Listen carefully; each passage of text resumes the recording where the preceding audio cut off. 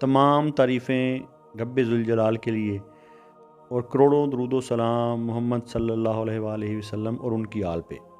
अल्लाहुम्मा सल्ली अला मुहम्मद व आले मोहम्मद। मुर्शिद साईं सरकार की तरफ से तमाम सुनने और देखने वालों को अस्सलामु अलैकुम व रहमतुल्लाह।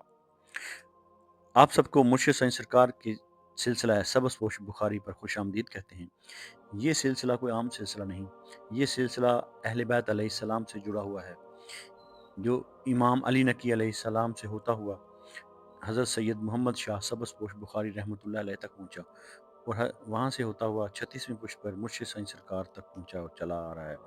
इस सिलसिले का मकसद शिरक व बिदात से दूर रखना, तावीज़ात से दूर रखना और फ़ैज़ान अहले बैत, तालीमात अहले बैत अलैहिस्सलाम के ज़रिए, वज़ाइफ़ के ज़रिए आपके मसाइल का हल करना और आपकी ज़िंदगियों और आपके दिलों को मुनव्वर करना है।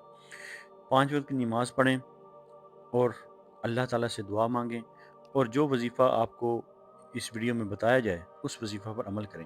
इंशाल्लाह आपकी ज़िंदगी के तमाम मसाइल हल हो जाएंगे। अगर आपने हमारा चैनल सब्सक्राइब नहीं किया तो हमारा चैनल सब्सक्राइब कर लें, बेल आइकन को दबा दें और आगे शेयर भी ज़रूर करें, क्योंकि अच्छी बात को फैलाना भी सदका जारिया है। सदका को ज़िंदगी का मामूल बनाएं, 5 वक्त की नमाज अदा करें। इस वीडियो में हम बात करेंगे कैंसर यानी कि बुर्ज सरतान वालों के लिए आने वाला हफ्ता कैसा रहेगा। तो अगला हफ्ता बुर्ज सरतान के लिए रिस्क, रिश्ते, फैसले और रूहानी पैगाम लेकर आ रहा है। तो कैंसर यानी कि बुर्ज सरतान वालों के लिए अगला हफ्ता कोई हल्का हफ्ता नहीं, कोई आम हफ्ता नहीं। यह हफ्ता दिल, यादों और फैसलों को साथ लेकर चलता है। अगर आप पिछले कुछ अरसे से बगैर वजह उदास रहे हैं या दिल के अंदर बोझ महसूस हो रहा है तो समझ लीजिए ये वीडियो खास तौर पर आपके लिए है। वीडियो को आखिर तक जरूर देखें, क्योंकि ये वीडियो सिर्फ और सिर्फ आपके लिए है। बुर्ज सरतान का मिजाज नरम है, मगर अल्लाह जब फैसला करते हैं तो नरम दिल वालों को भी मजबूत बना देते हैं।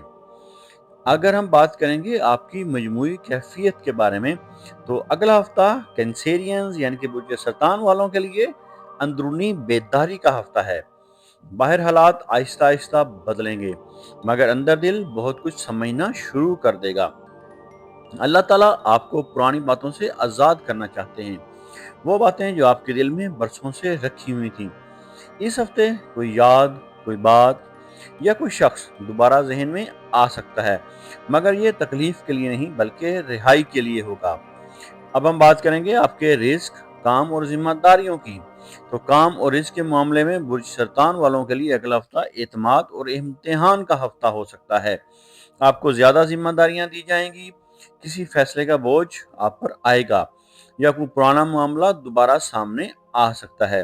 ये सब आपको गिराने के लिए नहीं बल्कि आपको मजबूत साबित करने के लिए है।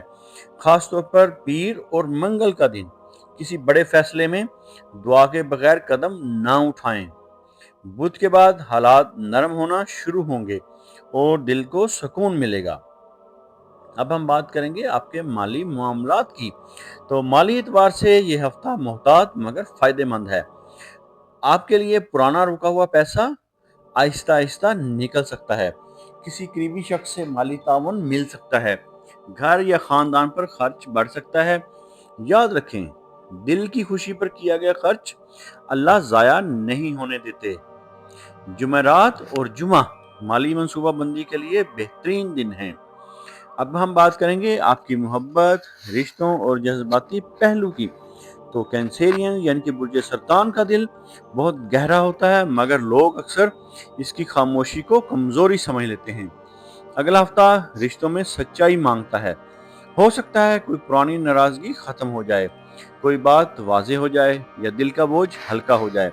गैर शादीशुदा अफराद के लिए रिश्ते का पैगाम अचानक आ सकता है। बस शर्त यह है, दिल की बात दिल में ना रखें मगर जुबान से नरमी रखें, सख्ती बिल्कुल ना करें। अब हम बात करेंगे आपकी सेहत और जहनी सुकून की। तो सेहत के मामले में ये हफ्ता जहनी सुकून मांगता है। मुमकिन है नींद पूरी ना हो, पानी कम पीने से थकन हो, सीने या मैदे में बोझ महसूस हो। दुआ, पानी और आराम तीनों को नजरअंदाज ना करें। अब हम बात करेंगे आपके इस हफ्ते के रूहानी पैगाम के बारे में।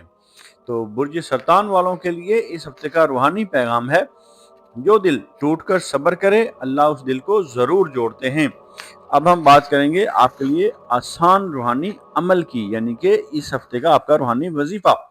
تو آپ نے فجر کی نماز کے بعد اور عشاء کی نماز کے بعد 111 مرتبہ یا رحیمو یا اللہ ہو، یا رحیمو یا اللہ ہو 313 مرتبہ پڑھیں تو زیادہ افضل ہوگا، اور اول و آخر 11 مرتبہ درود پاک کا نذرانہ نبی آخر الزمان صلی اللہ علیہ وآلہ وسلم کی بارگاہ اقدس میں پیش کرنا ہے، اور آخر میں اپنے دل کا بوجھ اللہ کے سپرد کر دیں۔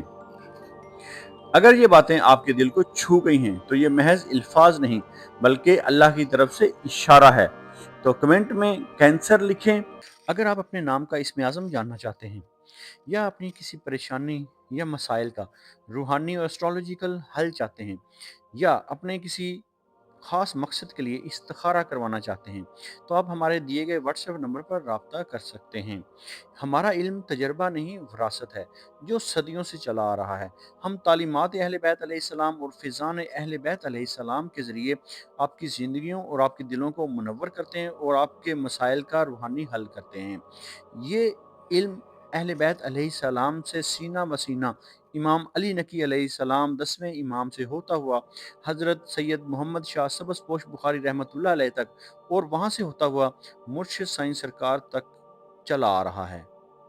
اللہ تعالیٰ آپ کو اپنے برگزیدہ بندوں اور انعام یافتہ لوگوں میں شامل فرمائے، اور آپ کو اپنی مخلوق میں خیر بانٹنے والا بنائے۔ الہی آمین۔